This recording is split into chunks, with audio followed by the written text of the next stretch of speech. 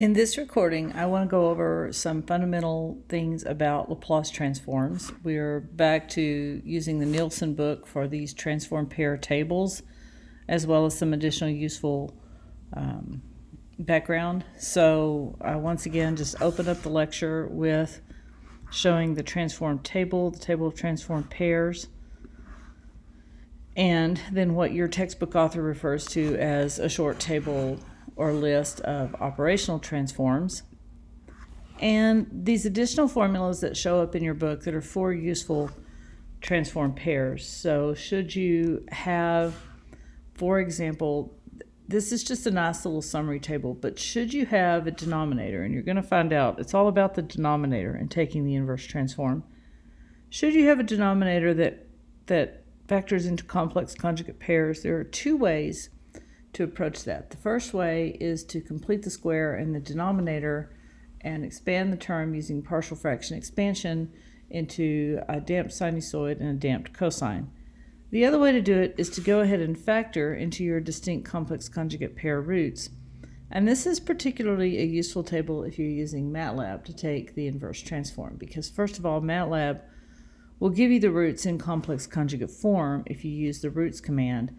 And then this shows you basically, instead of a sine and cosine, you would get an exponentially damped cosine function with a phase shift. Now from circuits 1, we know that a sine plus cosine with two different coefficients is basically a cosine function with a phase shift. So given that, you can express it either in this form or in the damped exponential form. I would like for you to know how to do both, but I really recommend, if you're going to use this form, that you use MATLAB to find your roots, because the complex number algebra, while not difficult, it can be easy to make a mistake. All right, so first of all, you realize that you have this function that has the general form some polynomial in the numerator over some polynomial in the denominator. You first need to know that the roots of the numerator are referred to as the zeros of f of s because they make f of s go to 0. The roots of the denominator are referred to the poles of f of s because they make f of s go to infinity at the poles. So although this is similar in form, basically f of s is the Laplace transform of a function. It's not necessarily a transfer function. We'll talk about transfer function a bit less. This is just a polynomial function, a rational polynomial function in the S domain. So we're going to use partial fraction expansion to break f of s down into simple terms whose inverse transforms we can take directly from the table. So this is an introductory, kind of an introductory lecture on how to do that. If you are familiar with partial fraction expansion and you know how to do that, then probably this lecture is redundant over things you've learned in the past. There's also another video lecture that's drawn from some of my handwritten notes from a previous semester, and that would just have different material in it, but it should be similar to what you see in this lecture. So first of all, there are some steps in defining the inverse Laplace transform. The first thing we're going to do is we're going to break f of s down into simple terms, and then we're going to find the inverse of each term by matching entries in table 15.2. So this is really where we're using the linearity that we discussed in lecture number 1 for this material. We talked about that the transform exhibits the property of linearity. So we're using the property of linearity. So some algebra theory. First of all, when we have a polynomial, there are 3 kinds of roots. 4, if you count 0, is a different kind of root. So you can have a root at 0, which would be like 1 over s. You could have distinct real roots. You can have higher order or repeated roots, and you can have complex conjugate pairs. So the partial fraction expansion deals with each of these situations slightly differently. A root at 0 can be treated like a distinct real root, so really there are 3 kinds of roots. A complex conjugate pair can also be higher order or repeated, so that table that we showed a couple of slides back, you can see there is an option here for how to deal with repeated complex conjugate pairs. So the first, and one thing that I should say that is said in another video, but I want to go ahead and say it here. To use partial fraction expansions, there are a couple things that are required. First of all, the order of the polynomial in the numerator has to be lower than the order of the polynomial in the denominator. Now, there are ways to fix this if that's not the case, but you have to fix it first before you do partial fraction expansion. So, fairly common mistake. Secondly, it can be only a polynomial. So if you have, for example, an e to the minus as term in your numerator, that's going to have to be factored out and not considered until the partial fraction expansion is completed. So partial fraction expansion, polynomial in the numerator, polynomial in the denominator. Also, it has to be a rational function. So in your polynomials, you can't have terms of like, 1 over s squared plus s to the fourth plus 2 over s. You've got to get rid of all of those fractional terms so that you have a rational polynomial expression with all terms in s having an order of 0 or higher for both n of s and d of s. And then once again, a reminder that the denominator will have to be of higher order. All right, so let's look at the first case, which is the simplest case, which would be simple real roots. So simple means they're not repeated. So your denominator in that case would factor into a number of just simple poles, meaning they're real and they're not repeated, and they're distinct. So you've got a P1, P2, P3, and so on. Notice that we're not factoring the numerator. That's not really what's done in partial fractions. Now what you're assuming, and sort of the algebraic theory behind this, is that if you have these poles, that this expression for f of s,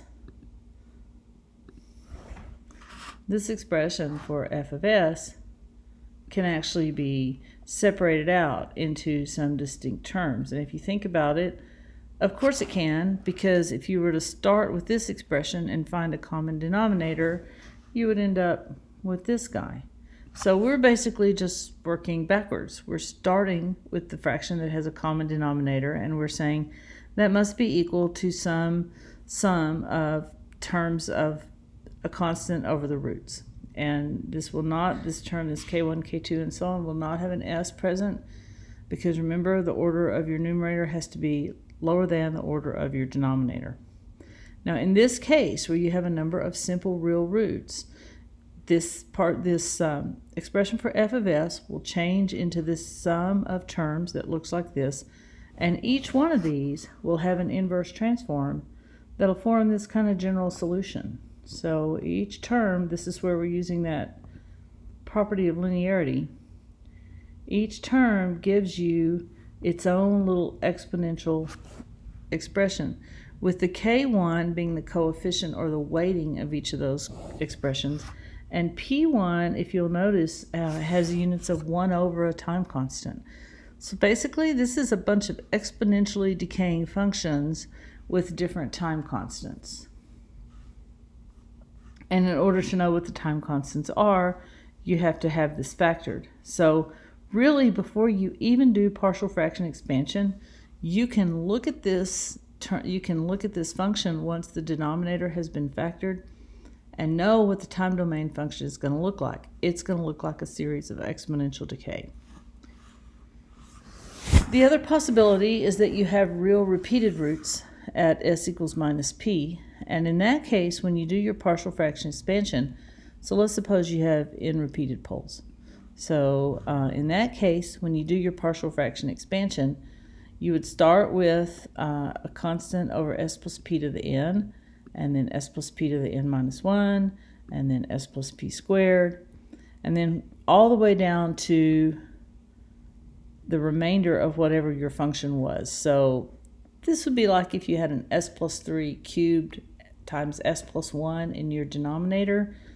You would have an s plus 3 to the 3, an s plus 3 to the 2, an s plus 3 to the 1, and then something over the other term, which I think I said was s plus 1. So when you inverse transform this, the general solution is going to be, here's that exponential decay function, and then each one of these terms will yield an exponential decay times a power of t. So if the denominator is squared, then you get t. If the denominator is cubed, you would get t squared. If the denominator was to the nth, you would get t to the n minus 1, and so on, multiplied by the exponential. Now that's differential equation theory. If you've had differential equations, you've probably seen this. These are degenerate roots, degeneracy in the roots, and so they deal with that in differential equations from a more theoretical standpoint. In our situation, we're talking about functional circuits, and so we're not as concerned about the theoretical description of why you have this polynomial kind of form of t. And then finally, it'll be the inverse transform of whatever else was a part of the function.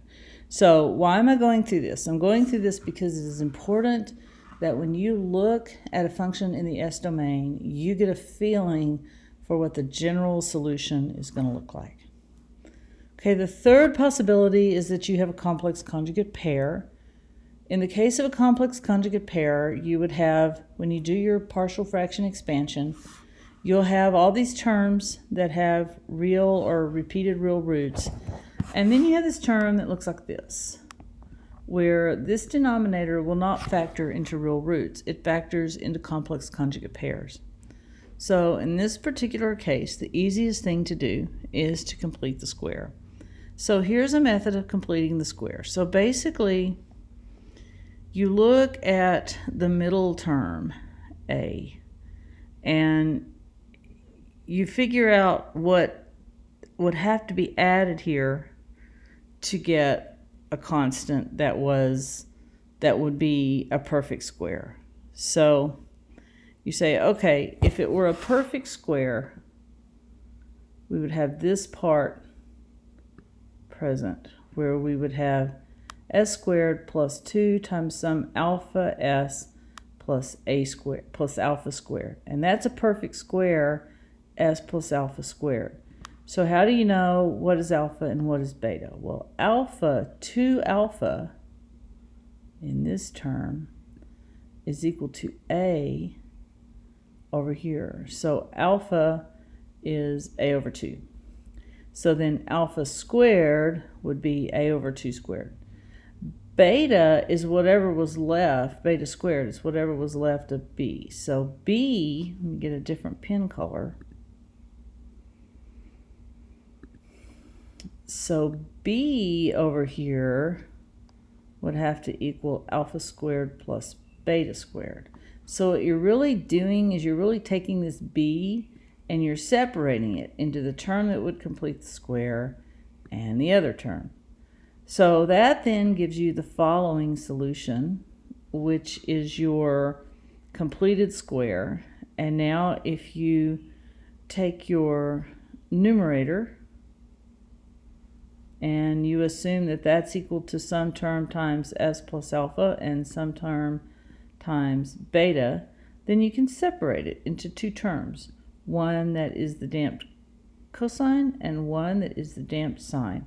And then you've got everything else. So anytime you have complex conjugate pair roots in the denominator, you're going to get a sinusoidally, you're going to get a damped sinusoid. The e to the minus alpha t is the damping term. The sine is just like a normal oscillatory term. So these yield damped oscillation.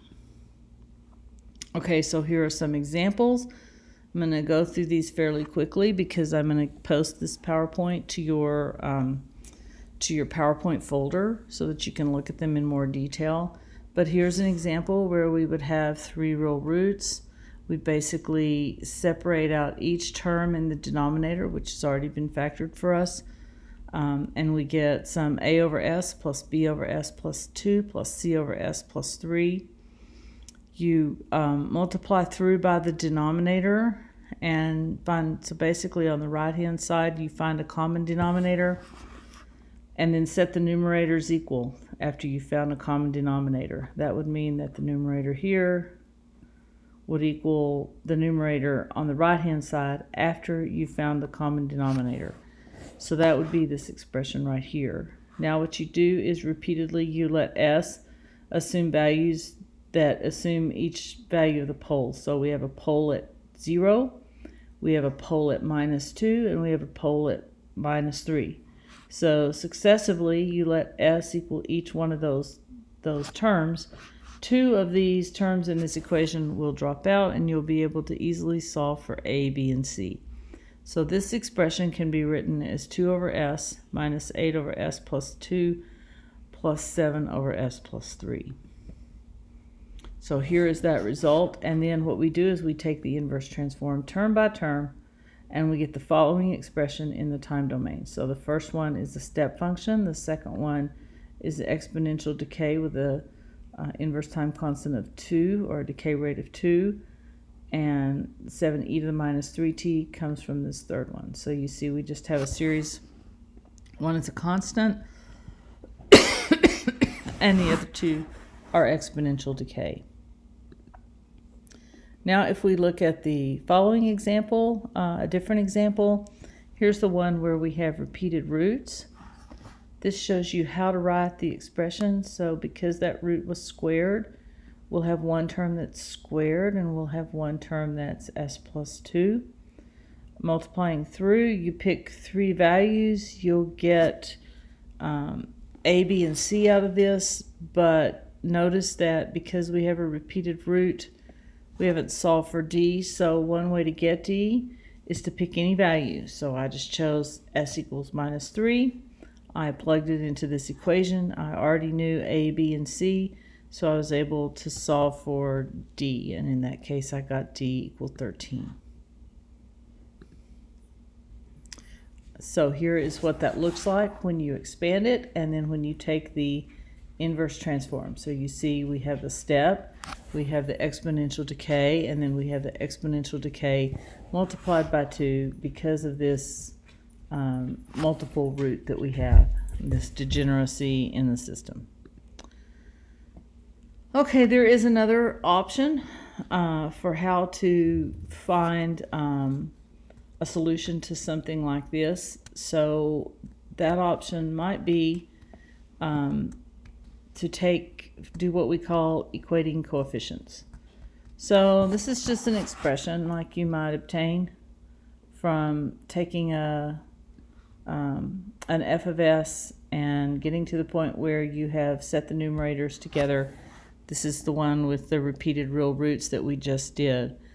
Okay, at this point, instead of plugging in the s equals minus 1, s equals minus 2, s equals 0, instead what we're going to do is we're going to multiply out the left-hand side and the right-hand side, and then you're going to equate coefficients. So in other words, the constant on the left-hand side would have to be equal to the constant on the right-hand side. So if you look on the right-hand side, the only constant is 4a. So 4 is equal to 4a, and a is equal to 1. Then you look at the s terms. So whatever multiplies s on the left-hand side has to be what multiplies s on the right-hand side. On the left-hand side, it's 0. On the right-hand side, you can see the coefficients for the s terms.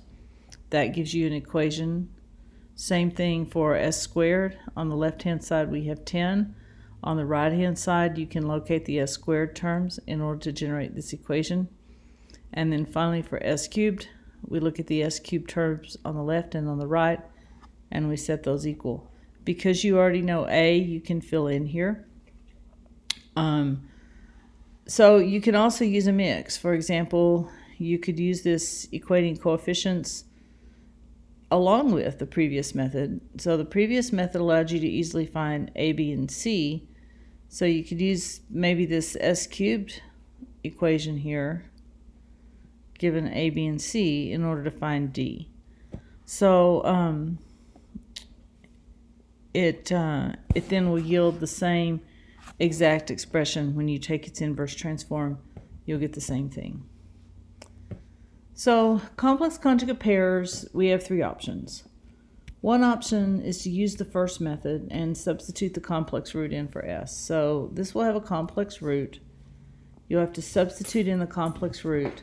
The difference is this will give you 2 equations. It'll give you one equation for the real part and one equation for the imaginary part. And so for every constant, for the constants, you'll have to have 2 equations, one in the real domain and one in the imaginary domain, because you'll have to separate it out.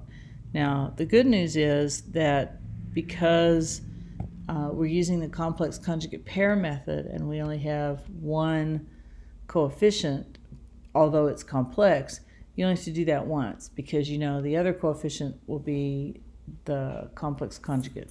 So there's that, and maybe that's helpful.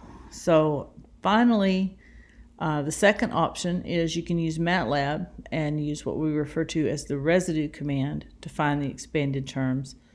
Or you can complete the square, and this is the method that I tend to go over in class. So if you look here, here's an example of a function that does not, where you have a term that will not factor into real roots. So we've got this s plus 3 root, and we have this term. And so what happens is you have a over s plus 3, and then the second term in your expansion, you can't take any lower than this. So this s squared plus 8s plus 25 won't factor. So you have to include in the numerator, then it has to be one order lower. So it's got to be bs plus c. So if we do that and we use our algebraic method of equating coefficients, so we take the left-hand side, 20, and we take the right-hand side, which is after we found a common denominator, and we set those equal, we generate the following, that a is equal to minus b, that c is equal to minus 5a, and that a is equal to 2. So that allows us to find all of these terms. So if you now plug in for a, b, and c, you get the following. And so the next thing to do is realize that this is just going to be an exponentially decaying function, so that's going to be easy. So we can ignore that. So now we need to work on the second term, which is this one. So I have, first of all, I complete the square of the denominator, and I find that it's s plus 4 squared plus 9. So to get a cosine term, I need an s plus 4 in the numerator. To get a sine term, I need a 3, square root of 9.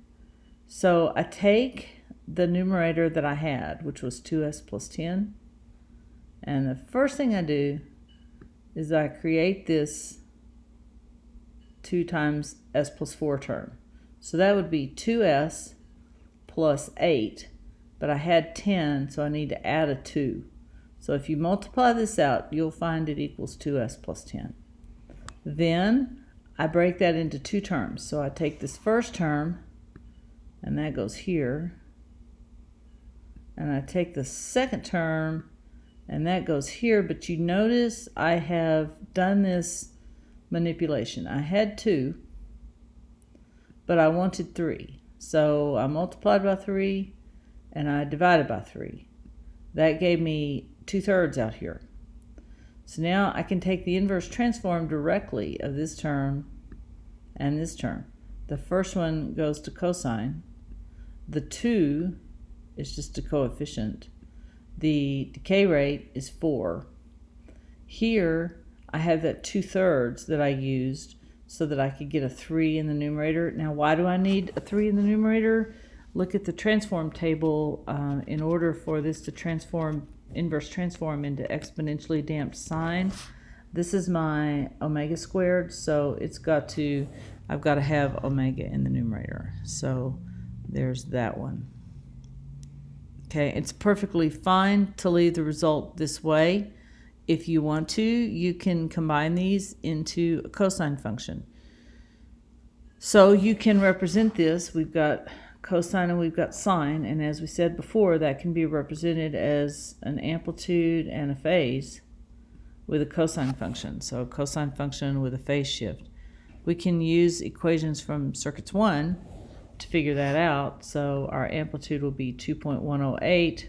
Our phase will be the inverse tangent of the coefficients of sine and cosine, or 18.43 degrees. So you end up with this expression. Now, this expression will be what you get if you use MATLAB to do the partial fraction expansion. So in MATLAB, if you start with this function, and you ask it to do a partial fraction expansion. It's going to give you the complex conjugate roots. The complex conjugate roots are what we had in that previous table. Let's see if I can... Yeah. It's not going to want to let me get out of this. Okay, let's try and find that previous table. I think it's here. Yeah, here you go. So here, if you use MATLAB there and you get those distinct roots, if you use MATLAB and you get those distinct roots, this is what you'll come up with, and this is how you take the inverse transform. Okay, so let's go back to where we were.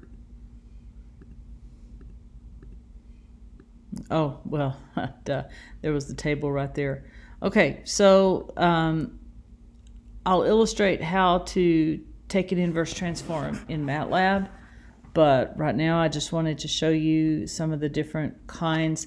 Now this is it. So in summary, what did we have? Let's go back and look at that list. So we have distinct real roots, we have higher order or repeated real roots, and we have complex conjugate pairs. Any polynomial will factor into a combination of these three types, especially we're considering 1 over s basically to be a distinct real root at 0. So that summarizes generally how you do partial fraction expansion for each type of denominator factor and what the time domain functions look like depending on what the denominator looks like. So what did we have in the time domain? We had step functions, we had exponential decay, we had exponential decay multiplied by powers of t, we had damped sinusoids. The one thing that we did not cover is we did not cover a pure sinusoid or a pure cosine. You can have that. In that case, in your complex conjugate, that would technically be a complex conjugate pair where the real part of the root is 0. So the alpha, let me find that.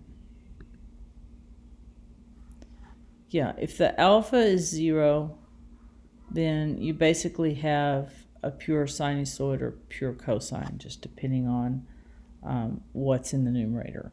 So that's that. So that concludes this summary of the types of inverse transforms, and from this point on, probably time to watch some of the videos that show examples.